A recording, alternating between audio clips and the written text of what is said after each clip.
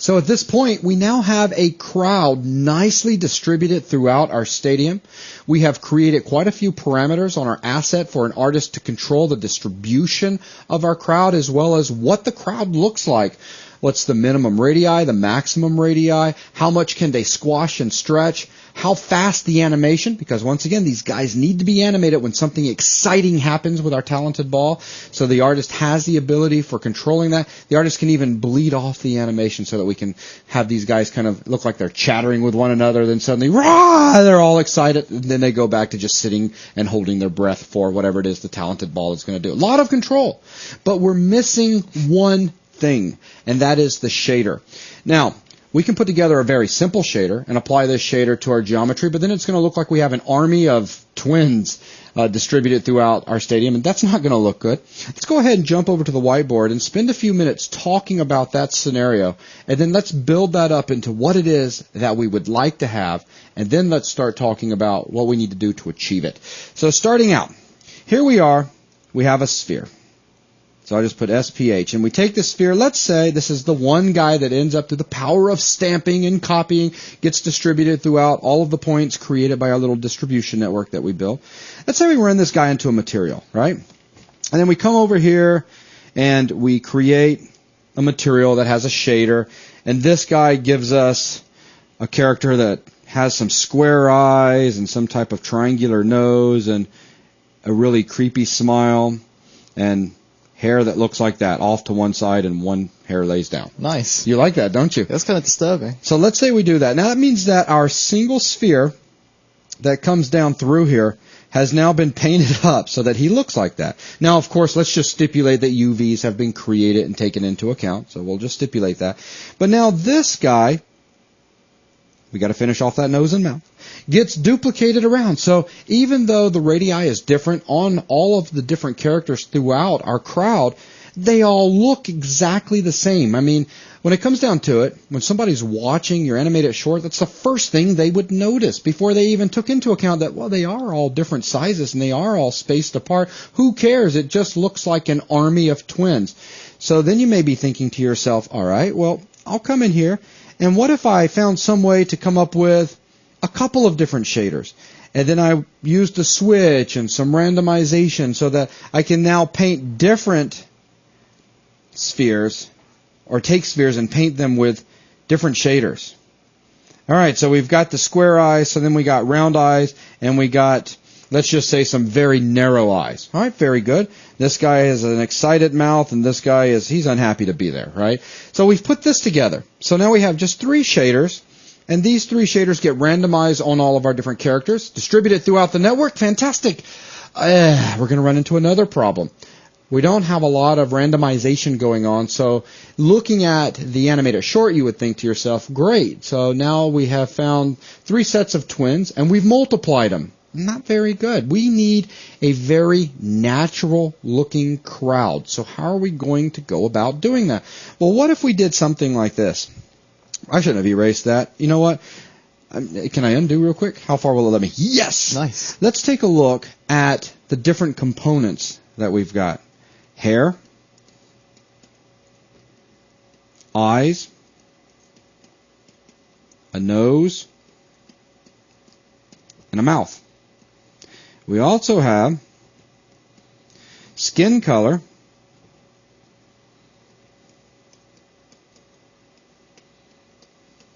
and with the way we're going to put our textures together, these guys are also going to have shirts on as well. So let's just say that that's a shirt, and that goes up into his head. That works out pretty good. Cool. And so here's the bottom of our sphere. This guy stretches out a little. He's excited. So we also have a shirt. Very easy for us to put this together. We've all learned how to work with our UVs, bring those into a shader, and have those drive the S&T parameters on a texture node, have our texture node reference particular textures, and we can put it all together. Well, actually, we haven't seen how to put it all together, though we will in a few minutes. But that's fine in putting together one look, which I shall call a shader set. What if I want an infinite number of shader sets? How would we go about doing that? Now, in the end, this isn't going to be infinite, but it's going to feel that way. There's a lot of random possibilities. What if I had a pool of skin colors to pull from. So let's say in here that we had, I'm just going to draw these as circles, but just picture them as different colors. So what if I had a bunch of different colors that we could pull from? And then for hair, what if I had a bunch of different hair styles that I could pull from? So we have the guy that's got the crazy that. Maybe we have somebody that has hair like that. Maybe we have somebody that has a mohawk like that. I don't know. But a bunch of different textures to represent hair. Eyes, same thing. Now we can get away with our square eyes, our round eyes, our narrow eyes, funky shaped eyes, whole bunch of different textures representing eyes. The same thing for nose, the same thing for our mouth, same thing for the shirt. Now, what if we produced a shader that was smart enough to grab random pieces? So if I was to use this skin color with this hair, with these eyes, I now have something that's going to look like this that has a very particular color. Now I could come back through, and let's say the same hair and the same eyes were selected again, but a different skin color was selected. It's a different look. I mean, granted, he still looks kind of the same, but it is a different look. And at a very quick glance throughout the crowd, it's going to look better. But let's say that this same skin color was used, but now I pulled out the square eyes and maybe the hair that went like this. Okay, different look. Now, what if we were to take it a step further? What if we were to set up a system that allowed some of our textures to be controlled by a series of colors? And I think this will be easiest to see with our shirt. So let's say that we've brought in a shirt that looks like this, and this same shirt is going to be on all three of these guys. But what if the shirt had a pool of possible colors? So these colors are going to represent, in this case, 4 different shirt possibilities. Let's say that when the shader put together the very first character, he went with a red shirt. The second color, which is C, so here's C pointing to that color, represents it. It used this color right here, the second color. And let's say the last color was selected for this guy. By doing this, we've now come up with different shirts. Even though the texture is the same, again, we've colored the shirts differently, and by having different sets of eyes, different skin colors, different hairs, different hair colors, which is, we're going to do the exact same thing with our hair color, we have just created a very powerful shader where the artist has the ability to specify a range of textures and colors, and the shader randomly creates just a bunch of different shader sets that are used for all of our characters throughout our audience. This gives us the flexibility we are looking for. So I would like to spend just a minute and talk about what kind of parameters the artist would need to have to make something like this possible. And then from there, we're going to start talking about all of the intricacies up under the hood that makes those parameters workable. So first thing I'm going to do, bring up a new layer. I will warn you guys now, there will be a lot of layers throughout this video. There's going to be a lot of talking as well. So this video is serving as a massive introduction to the shader that we're putting together. So the first thing, let's go ahead and get the simple stuff out of the way. A seed. So why am I giving a seed first? Seed's very important. We have all seen that the seed plays a very important role when dealing with a randomization between 0 and 1, because if an artist does not like the distribution that's generated from a random expression function or a random node, you simply change a seed and you get a new distribution. So obviously we're going to need some sort of global seed. So this will be global. I'm just going to put this in parentheses over on the side. So that once an artist is happy with the range of colors and textures necessary for the generation of the shader sets, let's say that the artist is looking at the crowd sitting throughout the stadium and goes, I just don't like, I like how everything looks, but I just don't like this placement. Change the seed. Boom. all of our shader sets change on all of our characters. I don't like that one. Change the seed again. Keep changing the seed until you're happy with the distribution of shader sets to all of our shaders. So we're going to put a global seed up in there. Now I'm calling this a global seed because we're going to fine tune the control that the artist has as we get down to each of the different layers that we're working with, our skin colors, our shirt, hair, etc. So some other high-level parameters that the shader will need: specular intensity. So I'll just put spec int, not to be confused with an integer, intensity. Spec color, so our specular color, spelled the American way, then Steve can spell it the British way when we get into creating the asset. Yep, because there is a U in there, I assure you. If you say so. And then finally, I do believe you're going to promote up our specular roughness as well. Indeed. I'll just say rough. Okay, so these will be our master level controls over all of our geometry. Now let's start looking at the different lower level controls that will be available to our artist. We've already said that we need skin colors. Okay. We've said that we need shirts. We've said that we need hair, eyes, mouth, and nose. I'm drawing it out this way because what I'm going to do is show these categories divided up into tabs, because this is what we're going to do. So right now, let's just stipulate that the skin color, as I've not boxed it all the way in, is the active. This guy is currently our active tab. So we're looking at what is available on skin color. What is an artist going to see? Now, we have 6 different categories. Starting with skin color, on this tab, the artist needs to see the following: number of colors. So I'll just call no. Actually, and if you guys bear with me for 1 second, I'm going to break this up into layers because this is going to make it a lot easier to visualize what's taking place. So once again, number of colors. And this is an integer parameter, and it's going to be locked. A minimum of 1. And he's going to be able to go all the way up to 5. Why 5? Even though this custom shader is a more complex custom shader when put up against anything that we've put together throughout this particular DVD, we're not going to take the extra step that we could take and go all out and allow an artist access to a plus and minus icon button that they could go in and just add as many colors as they'd like or subtract away as many colors as they'd like, leaving them with anywhere as low as just 1 color. The reason is we'd have to get into some scripting. Most likely a Python script would use some callback functionality so that when they hit the plus button, the script can go in and generate new nodes and generate the connections necessary and promote parameters, etc.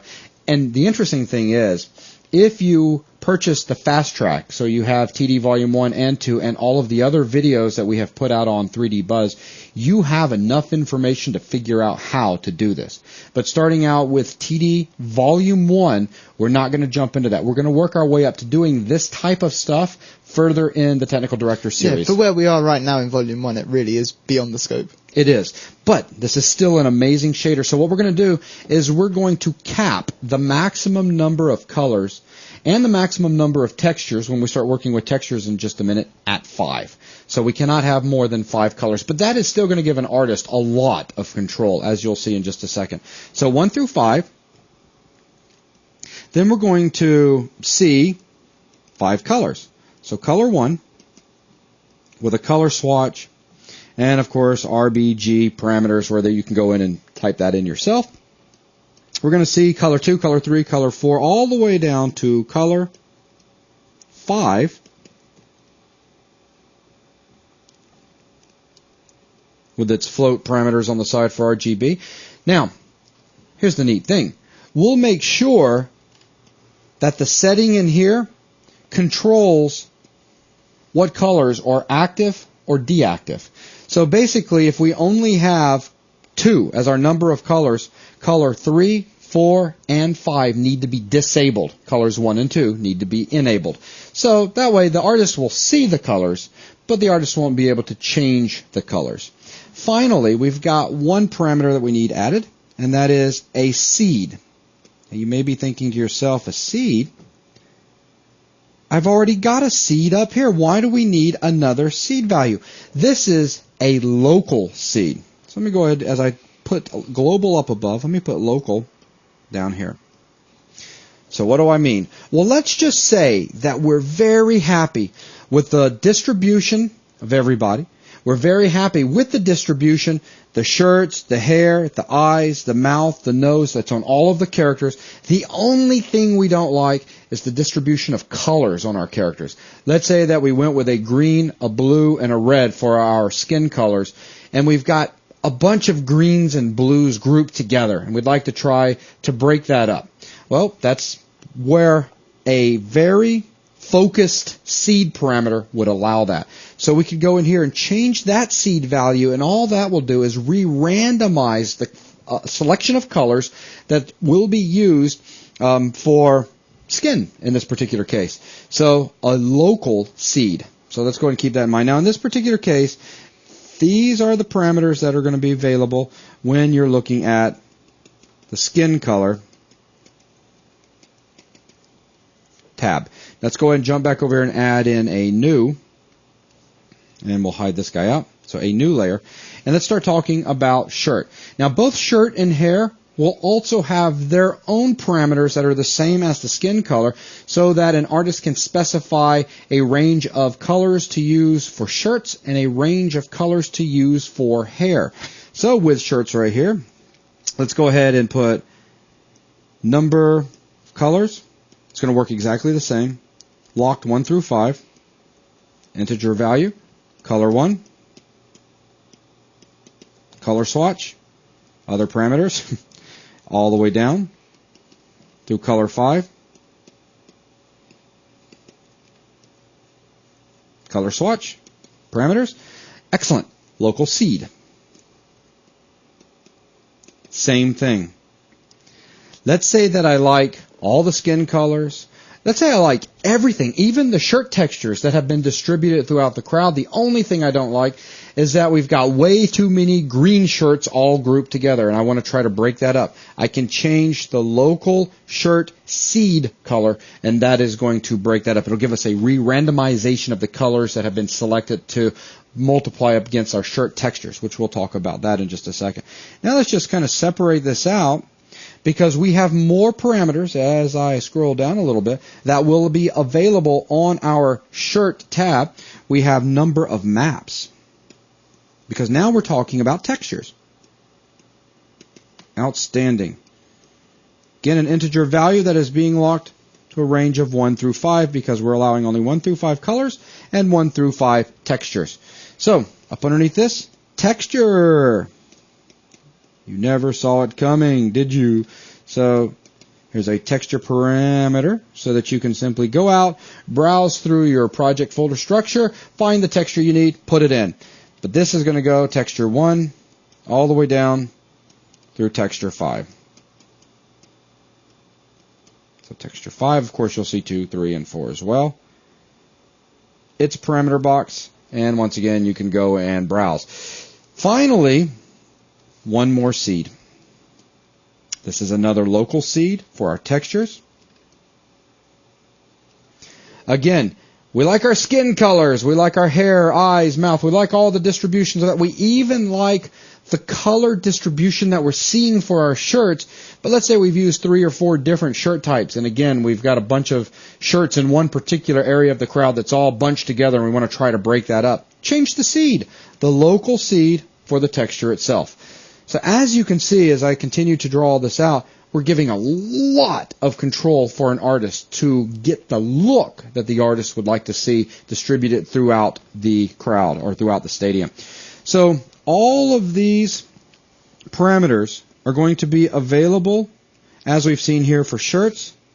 they're also going to be available for hair as well. So we can specify a bunch of textures, all the way up to 5 for hair, as well as 5 different hair colors.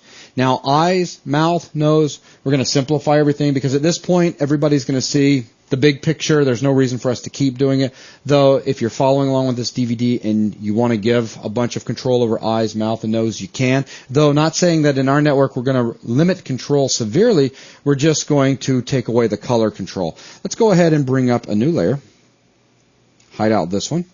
And let's talk about what we're going to see on eyes, mouth, and nose.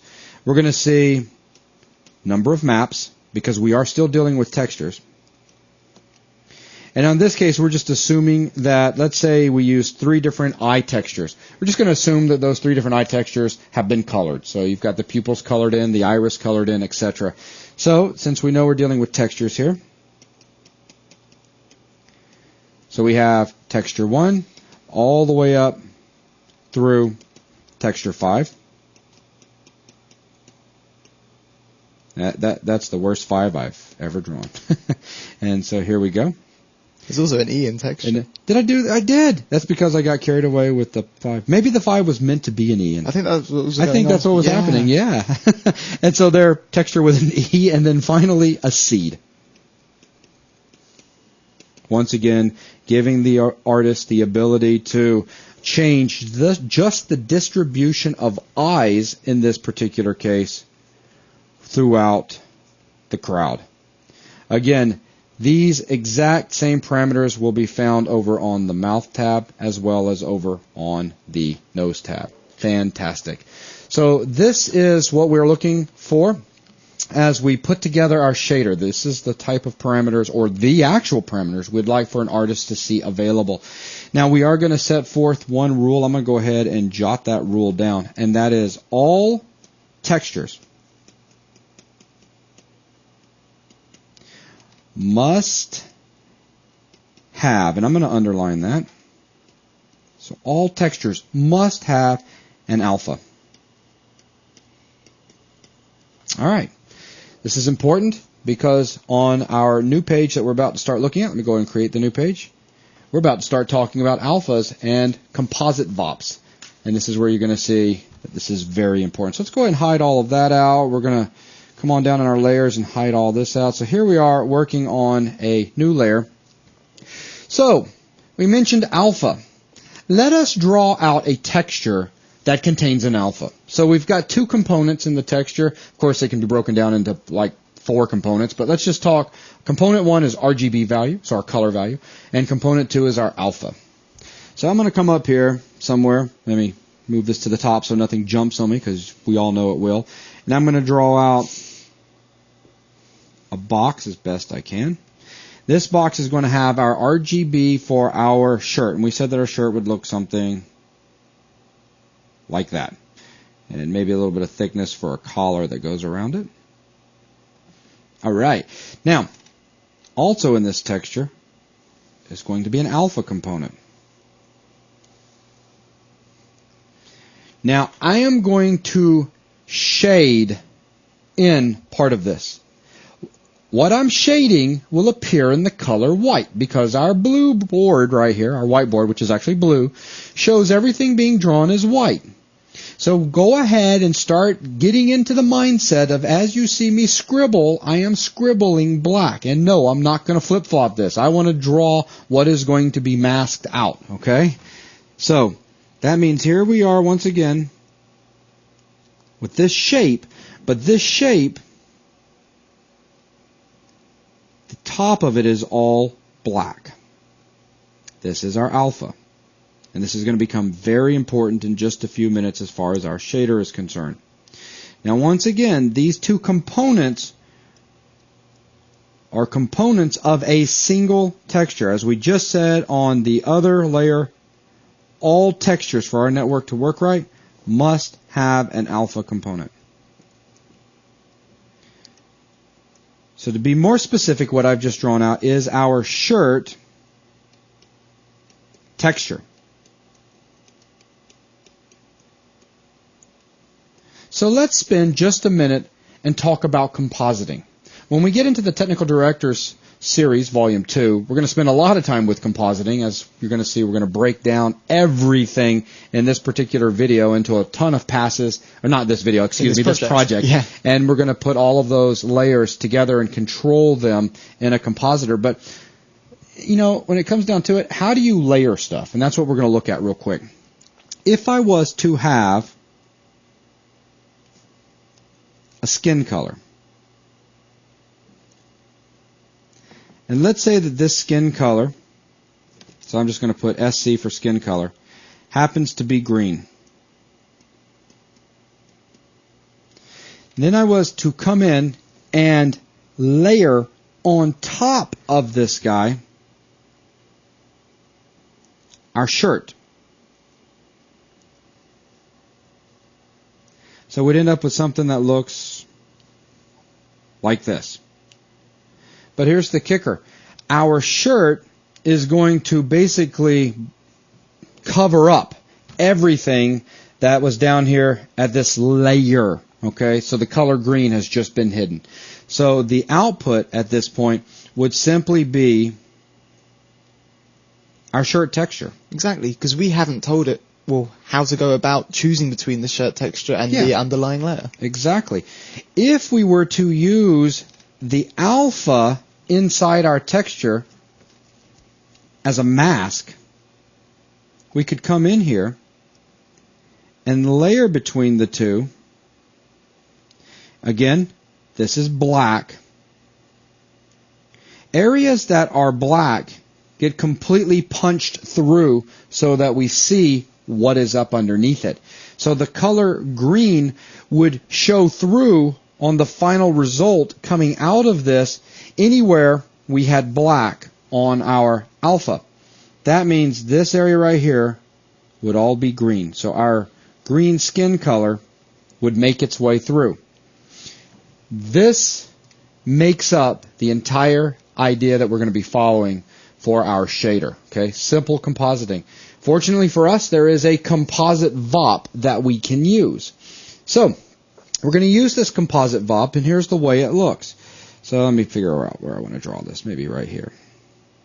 And it should also become very apparent why we said earlier that all textures should have alpha information. Oh, yeah. Because without it, how are we going to describe how to layer these guys together? So our composite VOP has a parameter called operation. I'll just put OP. And it has, by default, A over B. What does A over B mean? Let's take a look at some of our inputs. I'm going to draw 4 inputs. We have A. We have A's alpha. We have B. And we have B's alpha. And in this case, B's alpha really will be redundant. Yep, it'll be irrelevant. We're not going to be using it. So, if we were to say that this guy was A, and we know that this guy is A's alpha, and this guy was B, in the drawing right here, can't you look at this and just simply say that this is A over B? Because that's what we've done. We've put A on top of B. Let's just change the wording there to A over B. And that's what we're going to do. So we're going to leave that parameter at A over B, and that is going to give us an output that's going to be like that. So now let's go ahead and look at the next stage. Now that we've done a very quick review for those that may have not have worked with alphas in some time in compositing, now let's start talking about the RGB color of the texture itself. You're going to find that all of our textures are going to be grayscale in color. Okay? Meaning we're going to go from values of black and through shades of gray all the way up through 1. Why are we doing this? Well, if I had a value of 1, and let's say I was dealing with an RGB value of 1, 0, 0. That means we have the color red. And this value of 1 is all the way across the board, because let's say the shirt's just completely white.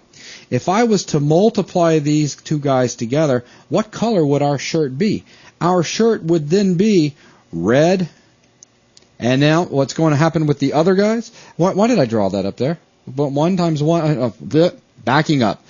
1 times 0, 1 times 1. 1 times 0 is 0. 1 times 0 is 0. Our shirt as I bumble my language, is red. Yeah, so each of the red, green, blue components of our white, which are all 1, 1, 1, get multiplied by their corresponding red, green, blue in whatever happens to be our current shirt color. So 1 by 1 will give us 1, 1 by 0, 0, 1 by 0. Yeah, we're multiplying in this direction, getting the product of those. And so here we are with a red shirt. Okay. Now, we're going to find that there's some shading in there just so we can darken up parts of the shirt and stuff like this, because obviously if it's not a value of 1, now we're going to start decreasing the red more towards black. It'll become a darker red, darker red, darker red. So in this particular case with that example. So how do we put something like that together? That's very simple. Let's start out and specify, let's say we have a shirt color. So I'm going to put a constant node in.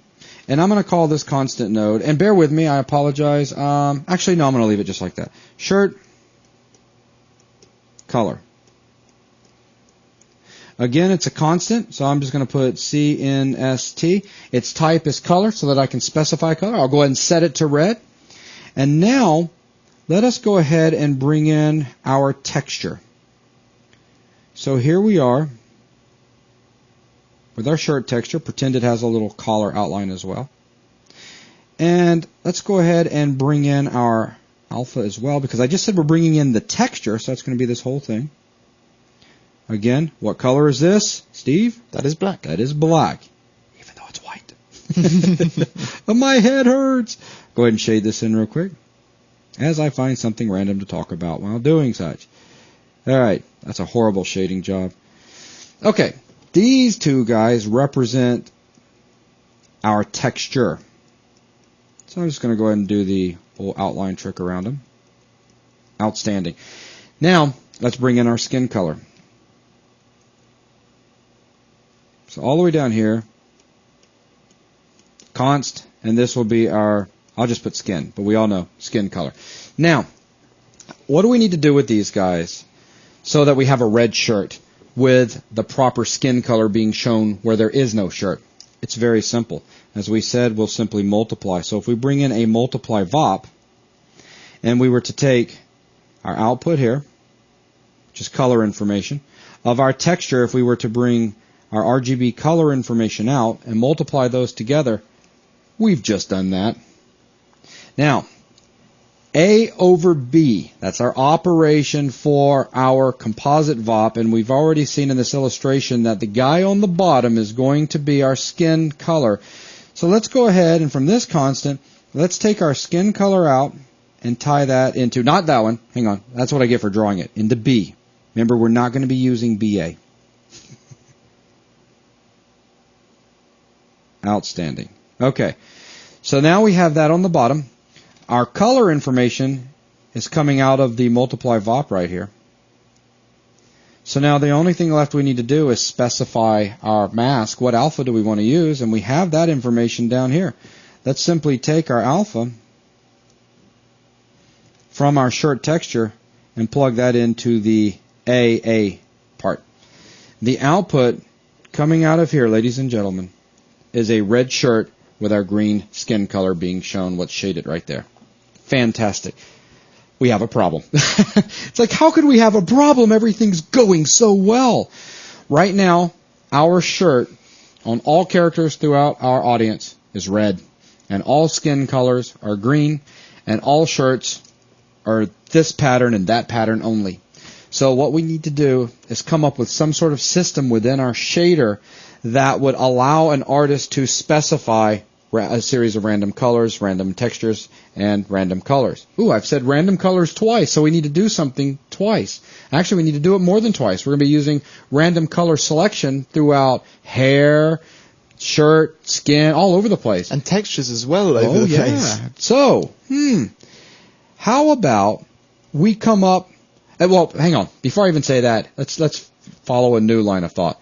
It sure would be nice if there was a VOP operator available to us that would allow us to output 1 through 5 random colors or 1 through 5 random textures. Is there one available, Steve? I don't think there is. I don't think there is. Looking through stuff, I didn't see one, but that's okay. I know how to make digital assets. Now, at this point, everyone who's watching the video, anyone that's new to working with Houdini, has seen us create digital assets that have been reused in SOPs and digital assets that have been reused all the way up at our object or scene level. How about we create a VOP digital asset that we can then just use as a regular VOP node inside of the construction of our shader? That sounds great to me. There are two different types of VOPs that we need, though. One that's going to generate random colors and one that's going to generate random textures. So let's just, if these VOPs existed, what would they look like? Let's just draw them out real quick. So here's one. He's going to look like your standard node.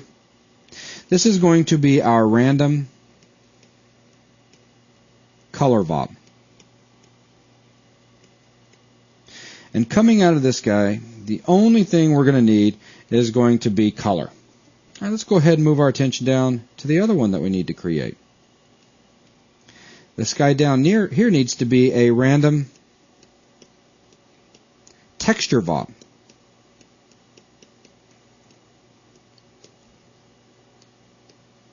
Now, this is interesting. We need two pieces of information now. How do I know that? Let's look back over here. Our texture is the dotted line all the way around.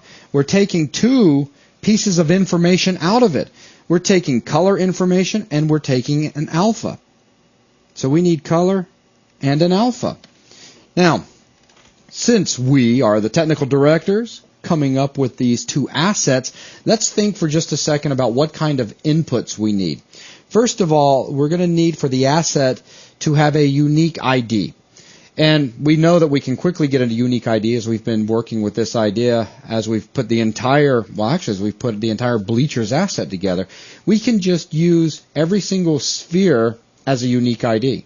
So the very first sphere, sphere 0, sphere 1, 2, 3, 4, all the way up to the number of spheres we have throughout the entire crowd. So how about on both of these guys, we bring in a sphere ID. And this should hopefully be very apparent as to why we need this, because our assets need to randomize our textures so that each sphere will get a different selection. Exactly. How can it do that if it doesn't know the distinguishing between each sphere? Everywhere that we have used a random, we've been bringing in unique numbers, and that's all the way back to the very beginning of the stadium itself. Okay, so what else though? That gives us some control.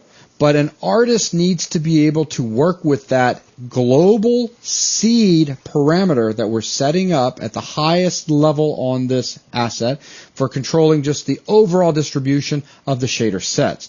So we need to take that information in. So this is going to be our seed. I'm just going to put G for global seed. But that same information that's going in there will be plugged in down here as well. Again, as Steve was saying, we need this information for the random generalization, wow, that was a tough one, of colors or textures, as we're about to put that together in just a second. All right, so now that we've seen these two guys, let's start with the easy one, the random color VOP. Because before we go any further in talking about what our shader is going to look like, we need to create these assets because we need them. So let's go ahead and jump over for just a minute into the random color VOP asset. So we shall bring up another whiteboard. And let's go ahead and label this. So our random color VOP asset. All right. The first thing that you need to understand, up one layer, let me see if I can draw this out. We are constructing a whole bunch of nodes. They're just going to be all wired together that will give us a final result. Something like that. There we go. We'll wire a bunch of stuff in together. I'm just doing crazy stuff. Everybody's going for it. But the idea is there's a bunch of connections. I just blew Steve's mind. Yeah. But we're going to be using instances of this asset that we're about to define. So technically, here is an asset that you can jump into. You know what? Just so that I don't blow Steve's mind, let's use something like this. Let's say that this guy was our multiply, so here's our color asset. So if we were to jump down into this asset, we're working at a lower layer.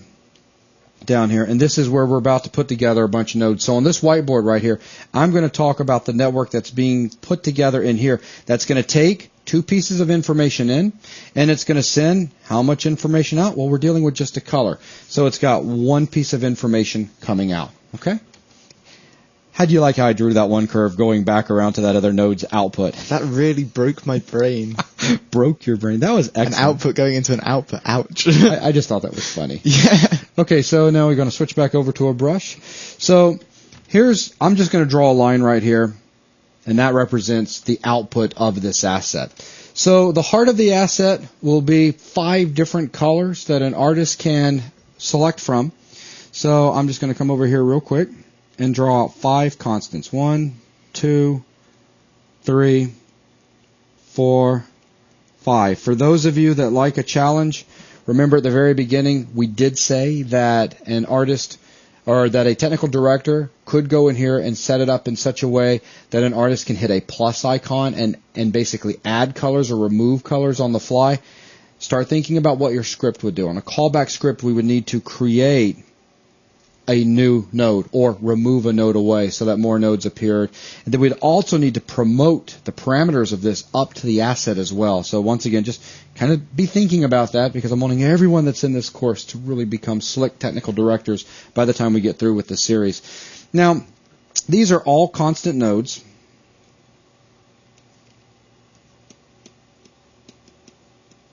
And with a constant, we can specify the type.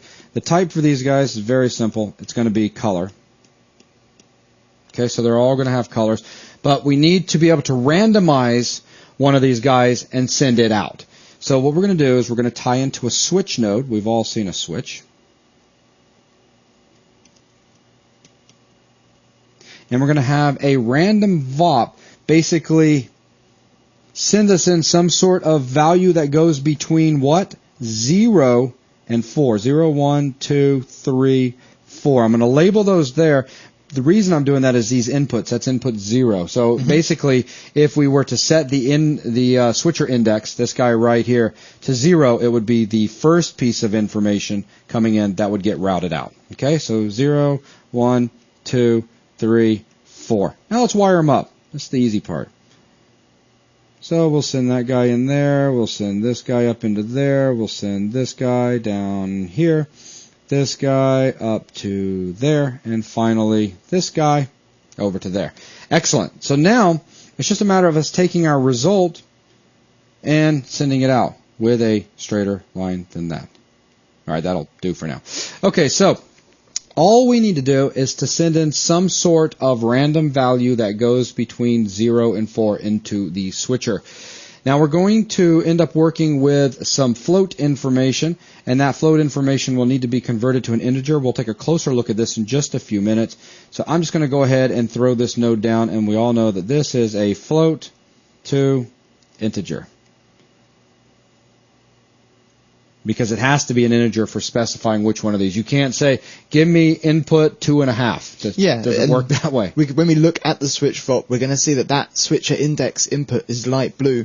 It needs an integer to be fed into it. If you wire in a float, it's going to complain. Exactly. All right, so let's back up just a little bit. The heart of this guy, after all of the color nodes, is random. It's a random VOP. And as we all know, the random VOP is going to generate a number between 0 and 1. It'll go all the way down almost to 0 and all the way up almost to 1. But we can't take this and convert it from a float value over into an integer and drive our switch, because what if we're going to end up with 0 or 0? Yeah, and I say 0 or 0 because how does a float to integer value work? It doesn't round, it truncates. Exactly. So we're going to have some sort of decimal value that's going to go from 0.000001 all the way up to 0.99999. We truncate everything from the decimal, and it's just a value of 0. So if we were to connect this guy straight up, we've just created a very interesting problem. Only our first color will ever be output. So we need a way of affecting that. And how we're going to do that is simply use a constant. So here we are with a constant. Its type is an integer, and it's going to reference up, okay, meaning it's going to take a look up at the asset And now at this point, the way I'm talking, we're going to reference a. Well, hang on, I don't want to jump too far ahead. The bottom line is... We've seen who this guy would be referencing. When we outlined the parameters we wanted on our asset, we wanted to specify how many maps do we want to use. Exactly. So it's going to be number of maps. And it'll be more specific when we instantiate this back up in the network. That's the reason I was kind of pausing. Yeah, I can see. Because right now we're working with a template. We're still working with a template. That's right. But that template will have the number of maps parameter. So that's what he's going to be referencing. So if we were to take this, and number of maps, we've already talked about that. Number of maps, number of colors are both going to be locked 0 through 5. They're going to look exactly the same, integer value type. Or 1 through 1 5. through 5. My bad. I'm getting carried away with the 0 through 4 for the switch. So we know that coming out of here is a value of 1 through 5 with a minimum of 1. If we were to take this and multiply that by what came out of the random, and then simply take this guy and plug him in, much better. Yeah, let's say, for example, that we said we want to have the ability to switch between our first 4 colors. So that's going to be 0 through 3. We take our random, 0 to 1, multiply it by 4. We're going to go just above 0 to just below 4, because 1 times 4 is 4, but we know we never actually hit 1. That's going to give us a just above 0 through just below 4 coming into our float to int. Coming just before 4, just below 5. Just below 4, because we're only specifying 0 through 3 here. But I thought you were talking about number coming of maps in here. being 4. So I thought the highest one, and just correct me if I'm wrong here, Okay. 1 through 5. But I said we're going to have 4 on this Oh, constant. I'm sorry, I missed that part. I'm still thinking 5 textures. We set this constant Let's go with 5. Okay. I want to go with 5 just because that's the numbers I've written up, and we've got 5 constants there, so it works well. Okay. So we know that 1 through 5, but our constant, let's say that the highest number we've got is 0.99999. So we multiply that through, and then what? Now you can finish. Yeah. So now, say we had 5, and we've just come out just below 1. We're going to come out just below 5. Right. Now, if we had that rounding to 5, we've had a problem. We've got 0, 1, 2, 3, 4 as our inputs. We don't have a number 5 input. But because of the fact that we truncate this number, we truncate it back to just the 4 part, we're going to select our our input number 4, which is actually our 5th input. Oh, I'm sorry. Smiley face, awesome. I just drawn my... And for another example, say we were to set this down to just having 4 as my initial example, then we'd know that we'd get 0 through to just below 4, which would get truncated back to 3, giving us 0 through 3, our first 4 inputs, and so on. Absolutely. Fantastic. Because remember, coming out of here, let's just say we have a 5, and coming out of our random, we can never hit 1, which means we can never hit 5. So if we got 0.9999998, we end up with 4.9999. We are almost at. But once again, truncation is what's occurring there, not rounding. So that's the important thing to remember. So, and if we have almost 0 coming out, I mean, the bottom line is we're going to truncate our point blah, blah, blah, and we're left with 0. And that allows us to select our first. So now you can see where we can go from our first to our very last. Excellent. So let me go ahead and clear up some of this just to keep this looking so nice. All right.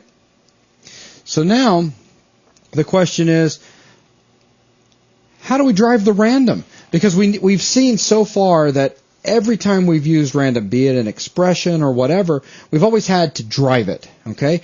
Now with the which one did we use with the S noise? The S noise had 3. Yeah, but what were we randomizing with that? Squash and stretch. Squash and stretch. Yeah, that's right. We've done so many things now. Like, where did we use that at? But if you recall, for the squash and stretch, what we did is we used an S noise expression, and the S noise expression took in 3 components, an X, Y, and a Z, and that allowed us to sample some point in this 3D space of turbulent points, if you will.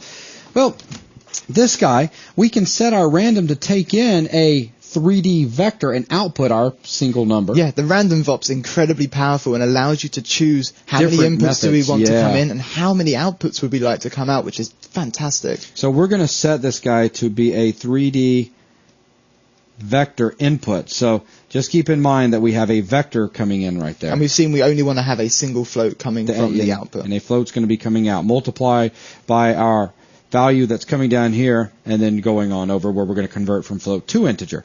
Okay, now coming into this, we have a vector, but that's made up of 3 different components. So we're going to have a float, because I want to break those out. I'm working backwards. I want to break these guys out. So we're going to have a float to vector so that we have a single output, but now we've broke apart our vector into the three elements of it, or the three components, our float value 1, 2, and 3. So now, how are we going to feed these guys in such a way that we end up with values that are going to drive that random to come up with a random selection of values throughout our entire audience? And this is actually quite easy. The first guy, I'm not going to draw any more nodes as I'm out of space now, but the first guy, these are going to be inputs. If you recall, back on the graphic on the other layer just a minute ago, when we drew what the two VOPs would look like, both of those VOPs took two inputs. They took a sphere ID and they took a global seed.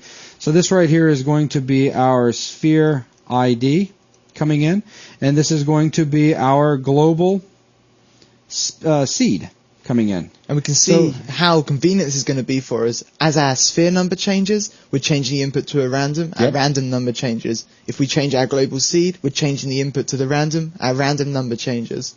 So just to show you what node is going to be the final node here, we'll have a parameter node right here. And this guy is going to be a constant node. Okay?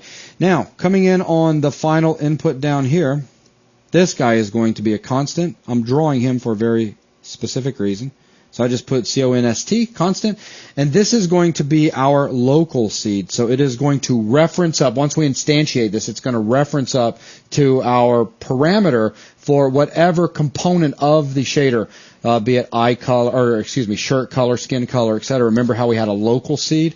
There's our local seed. So when we build this random color VOP asset as an asset, we're going to have a parameter that's local to that asset, which allows us to specify the local seed, whereas our sphere ID and our global seed, they're going to be nodes that are global to the entire shader. Exactly. So if you're to take all of this up to here, over to here, up, and then all the way over, and all the way down, and then all the way back around, and we convert this all into a digital asset. This has just created the asset that we need. There's our two inputs. The result coming out of our switch is our output. That gives us our random color VOP asset. Now, I'm going to scribble through this next one real quickly.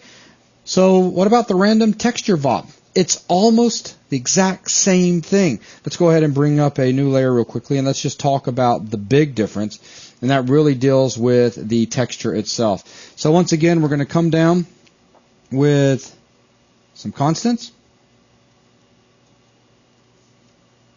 Well, in this case, as opposed to being constants, they're going to be textures. My bad. Let me back up. We're going to bring in textures. Well, I'm going to draw them out like that. I was about to draw them bigger, but I'm still stuck over on the color one. Yeah.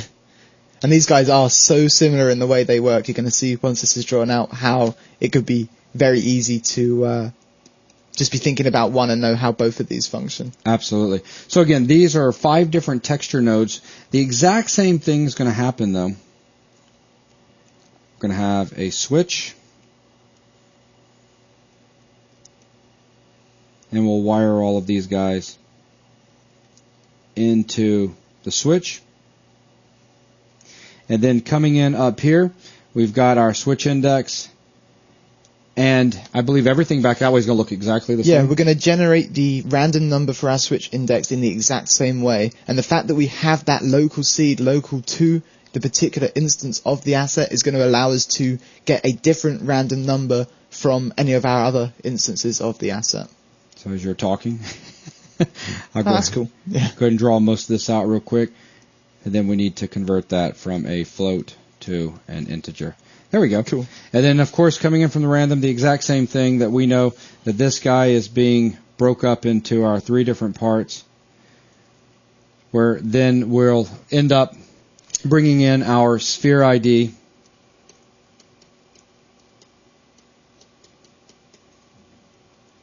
our global seed, and then once again internally with a constant we're going to be referencing our local seed. So the only big thing that you're going to see different here is that with the texture nodes, we know that these guys all have an S and T, because if we're going to be using UV coordinates, and we know we need to specify exactly how the texture will be painted onto our geometry being the sphere.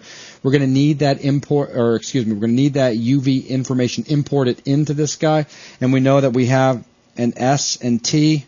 So let me draw this actually on top of one another. So S and T, S and T, S and T, S and T, and finally S and T. And for that, we can simply come into, well, we can just drop a parameter node down.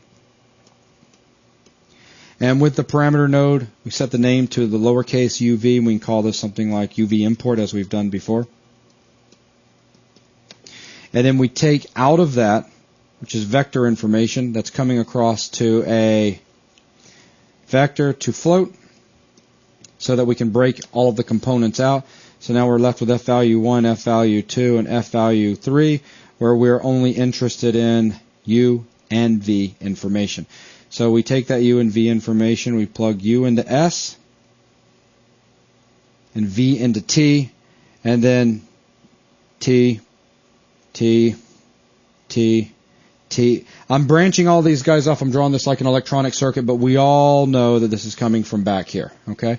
And same thing for S. The same S is going to be plugged in, plugged in, plugged in, plugged in. So all of these textures are sharing the same UV coordinate information that is coming in. So with that, that is going to consist of, or that's going to be everything involved in the creation of the random texture.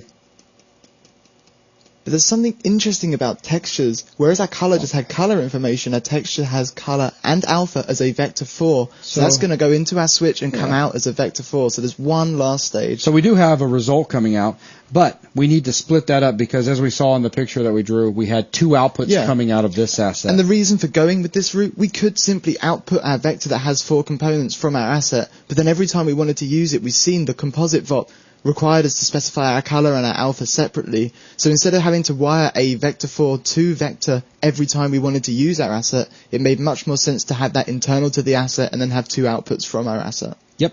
And coming out, we're left with a vector. That's our color. And a float. And that's our alpha. So as we drew the asset all the way back at the beginning, with having our sphere ID coming in and our global seed coming in, and then we said for the texture asset coming out, we would have our color and would have our alpha. There they are. Nice. Okay. So once again, we'll convert that over into a digital asset. At this point, we now have 2 assets. So pulling this up, this is starting to get kind of crazy. Coming all the way back down here, we have, let me give myself something to write on as well. There we go. We've just created this guy and wrap things up with the creation of this guy. Nice. And now that we've got these as assets, things are going to become very simple to quickly put together what would otherwise be a very complicated network. Exactly. So I guess the final thing is, let's start talking about that network. And once again, that network is going to use this idea. Okay, so again, let's throw in one more layer. Erase all this out. And the final shader itself is going to look as follows. I'm going to start out with, here's our shirt texture. So TEX for texture. Instead of drawing the whole thing, we just know that we have color and alpha. This is an instance of the texture asset that we just created, the random texture VOP. And we're going to use an instance of our random color VOP, knowing that we're outputting color. And this is going to be our shirt color. So there we are right off the bat in our shader using an instance of both of the assets that we created. Now we're going to take these 2 guys and we're going to run them into a multiply node, because we've seen that with the color and the color, that is going to give us a color coming out. Now I'm going to jump down a little bit more. We're going to create our skin color. Once again, this will be another instance of our random color asset. So just a color output is all that it is going to have. So now I can use our very first composite VOP. So we can call this something like comp And these names are all up for change as Steve is actually typing things out. So comp, skin, shirt. Sounds good to me. And you could call this guy something like shirt color multiply or something. And so as you have seen, we're using A, and B. Those are the only parameters being used. And we know that we're going to be layering up. So we'll start out at the very bottom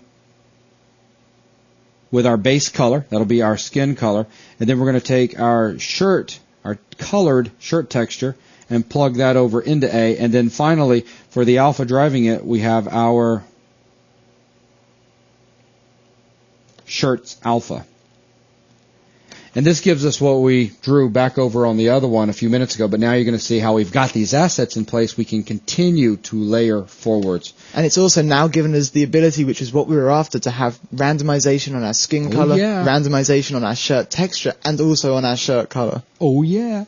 All right, so coming out of this guy here, the next thing we're going to do is we're going to bring in another instance of our texture asset, our random texture asset, and another instance of our color, random color asset. It's worth, oh, sorry. I was just going to say, this guy's going to be hair texture, the other guy's going to be hair color. Cool. Go. I was going to say, it's worth noting when we do re-instance these assets, we're going to relink up our sphere ID and our global seed into their inputs.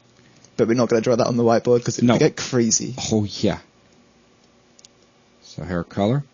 So we know with a texture and an alpha, we're coming out with just kidding. We're coming out with our color and our alpha. And then down here, we're coming out with just our color. Now again, basically the way this is going to work is we're just going to continue layering things up. So in this particular case, we can call this comp our hair now. So since we're layering up, we have to start with our base. This is our base. Remember, starting with the skin color, we're building up from ground up. So that's already created, so he goes into B. Going into our alpha now, we need to, once again, multiply some colors. So we'll take this guy in, and we'll take the color coming out of our random color VOP, multiply those two guys out. Now we have a color that we can feed into A.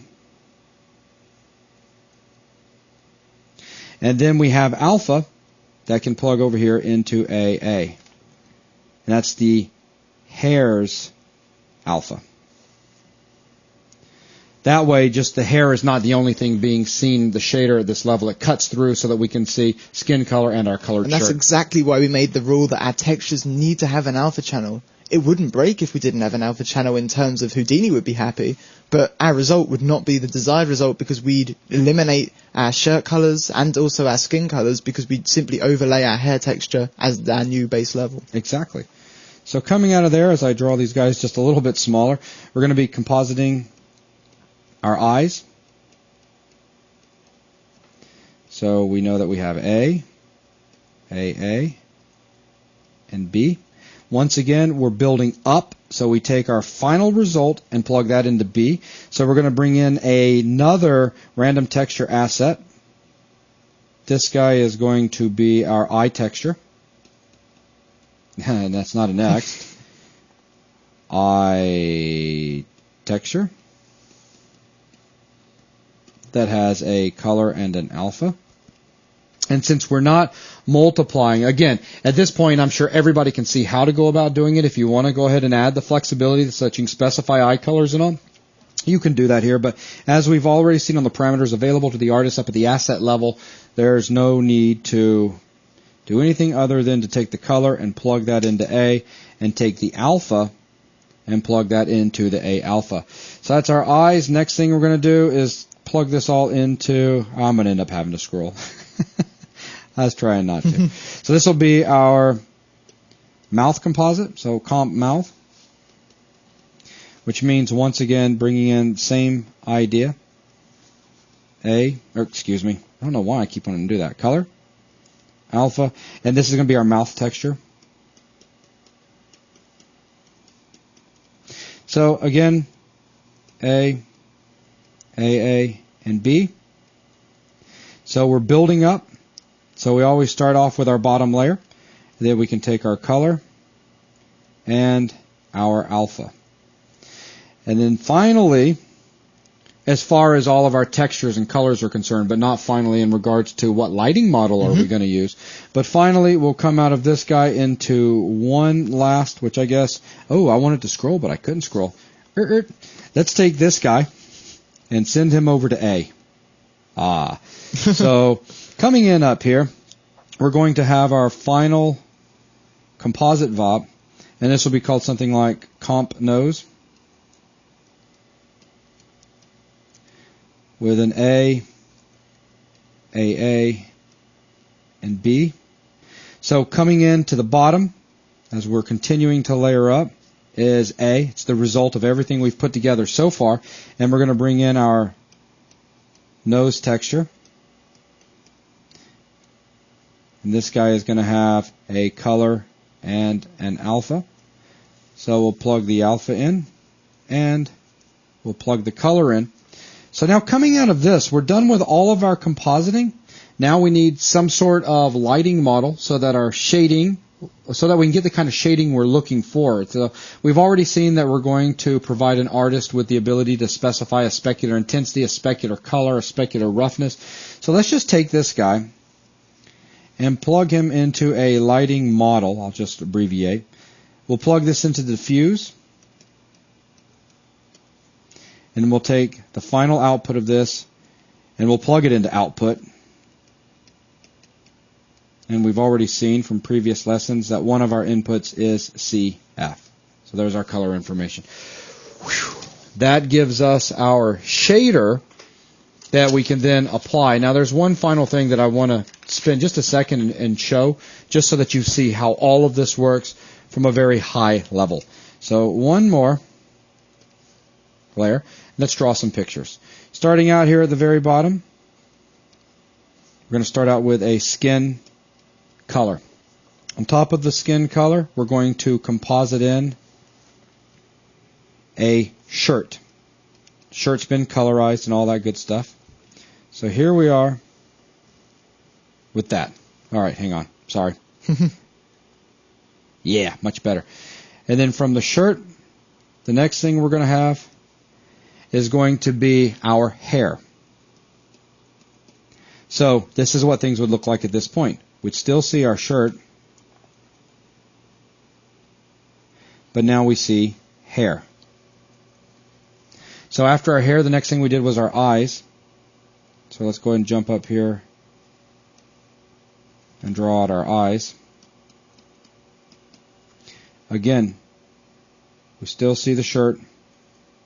We now see our colored hair, and we see some eyes.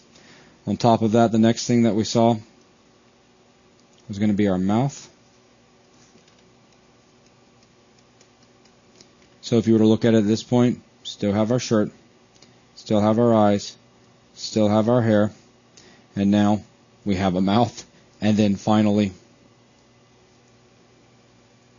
coming all the way up to the top, we have our shirt, we have our mouth, our eyes, our hair, and now a little nose. Very cool. But our shader has...